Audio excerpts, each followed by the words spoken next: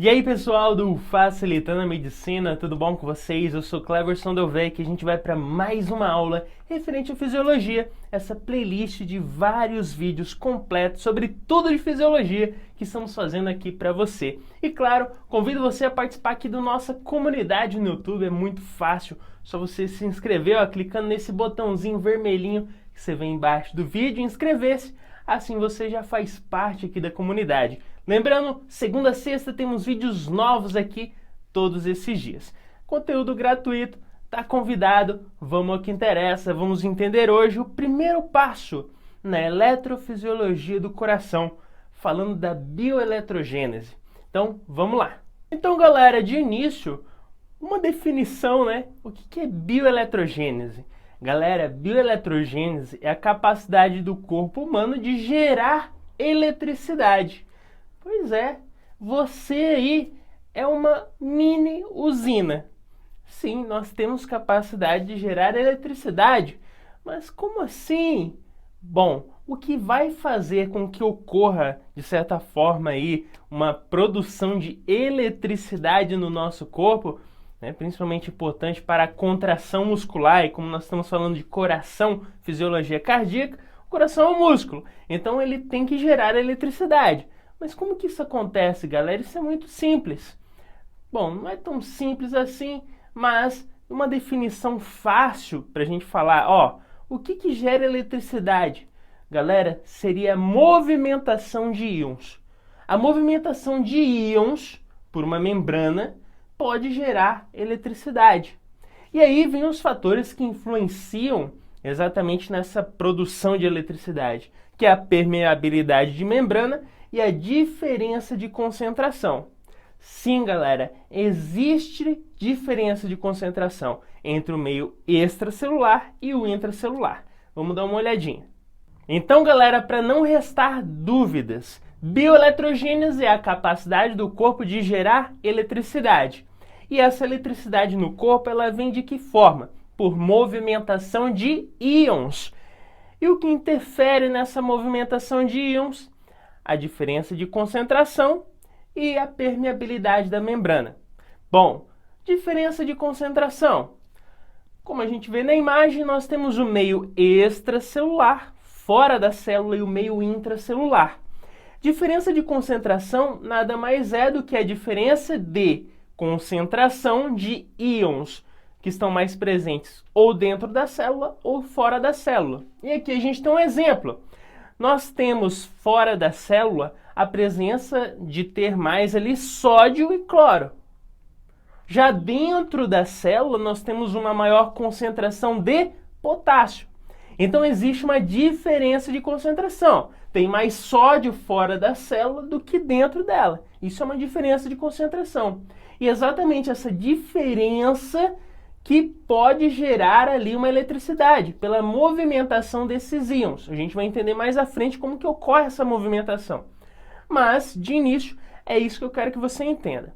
Agora, existe uma força elétrica na membrana, que vai ser gerada pela movimentação desses íons, que a gente chama de potencial de ação. Então, galera, a gente entendeu aqui que o que vai interferir nesse processo de produção dessa eletricidade é a movimentação dos íons. E o que interfere nessa movimentação dos íons é a permeabilidade da membrana e a diferença de concentração, que a gente acabou de entender o que é essa diferença. Agora, essa permeabilidade da membrana, ela é fundamental. Por quê? Porque eu preciso que esses íons passem por essa membrana. E essa membrana, galera, é importante a gente entender que ela permite a passagem de íons por ela por certos canais. Esses canais que podem estar fechados ou abertos ou são contínuos. Vai depender do tipo que nós estamos falando. E existem também bombas que vão jogar certos íons para fora e para dentro dessa célula. Tranquilo? Então nós temos aí, novamente recapitulando, nós somos capazes de gerar eletricidade. Isso ocorre por movimentação de íons.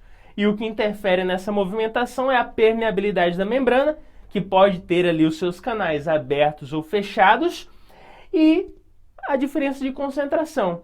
E isso pode gerar um potencial de ação, que nada mais é que uma capacidade de gerar essa eletricidade. Posteriormente, essa eletricidade vai, de certa forma, levar à despolarização e contração de um músculo. Tranquilo? Vamos entender isso melhor agora, olhando o gráfico. Bom, galera, vamos entender como que ocorre esse potencial de ação.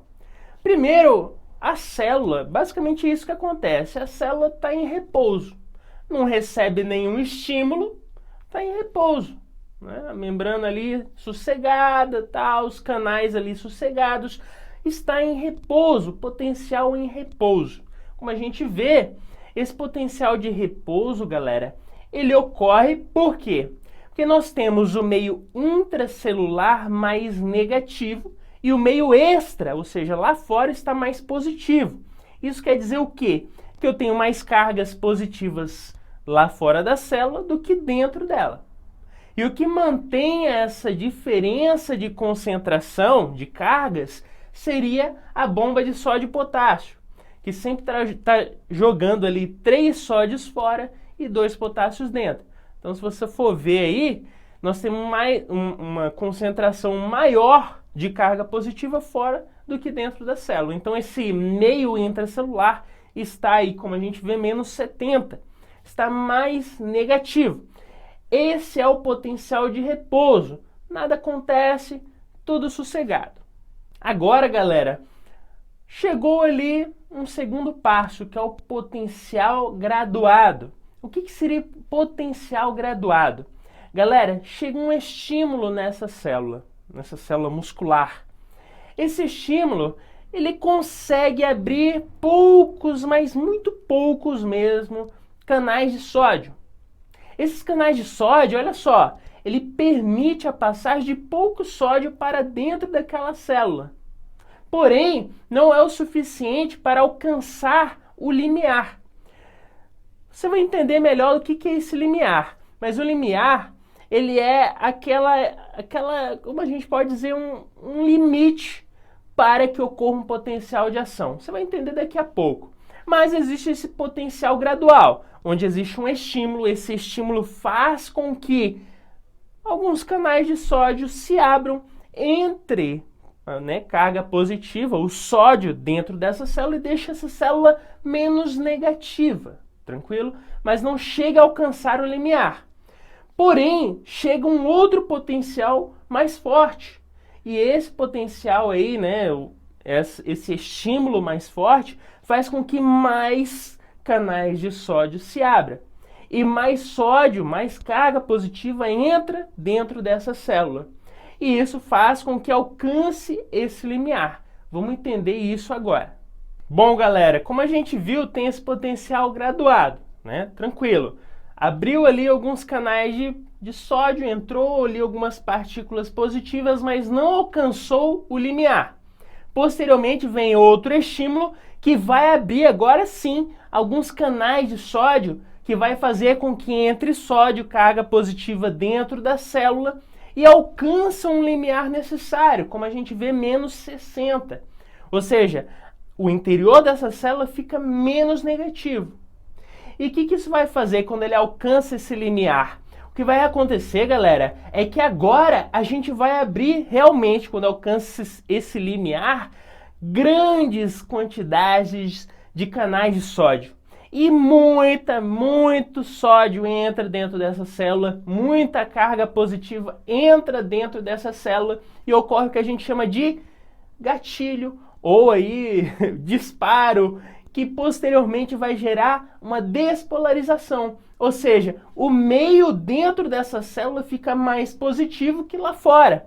Ou seja, fica positivo ali dentro. Como a gente vê, pode chegar a mais 30. Então olha a diferença. Menos 70 para mais 30 é muito grande. Então ocorre essa despolarização pela grande quantidade de sódio que entra dentro dessa célula. Agora, galera, que muito sódio entrou ali dentro, ocorreu despolarização, o meio intracelular ficou muito positivo. Quando chega a mais 30, os canais de sódio são inativados. Então para de entrar sódio nessa célula. E o que vai acontecer? Agora eu vou abrir canais de potássio. Porém, esses canais de potássio vão jogar o potássio para fora da célula. Então está saindo carga positiva da célula. E ocorre o que a gente chama de repolarização. Tranquilo que é essa quedinha aí no gráfico. Então, galera, abriu os canais de potássio, o potássio começa a sair dessa célula, então a célula vai perdendo carga positiva e ocorre a repolarização. Porém, esse canal aí, galera, de potássio, ele demora a se fechar. Então ele vai ficando tão negativo, negativo, negativo, tá saindo muita carga positiva. Olha até onde ele chega ali. Ele fica muito negativo dentro da célula, que é o que a gente chama de hiperpolarização. O interior da célula está muito negativo. E agora, né? Se fechou, né? Inativou ali, ocorreu esse fechamento desse canal, parou de sair realmente o potássio da célula, ficou muito negativo, hiperpolarizou aquela célula. E agora, o que eu faço para normalizar? Eu vou ter a ação da bomba de sódio e potássio. A bomba de sódio e potássio que vai jogar 3 sódios fora, 2 potássios dentro. E aí eu vou ter a normalização do processo inicial, o potencial de repouso. Então olha só, a gente tem um potencial de repouso, um potencial gradual, que é até ele alcançar aquele limiar, e tem o potencial de ação, que é quando eu tenho realmente a despolarização, que é normalmente o que vai levar à contração daquele músculo, ou seja, gerou um potencial elétrico ali, que é o que a gente está tentando entender hoje aqui. Né? Eu tenho uma geração de um potencial elétrico pelo fluxo de íons, de sódio, de potássio, como a gente conseguiu ver hoje nessa aula. Então, galera, o nosso foco hoje foi entender o quê? Que o corpo humano é capaz de gerar eletricidade. E isso ocorre pela movimentação de íons, entrada e saída de sódio e também a participação aí do potássio juntamente com a bomba de sódio e potássio, como a gente viu nesse gráfico. Espero ter te ajudado, convido você a se inscrever no canal e vamos para o próximo vídeo referente à fisiologia cardíaca. Valeu!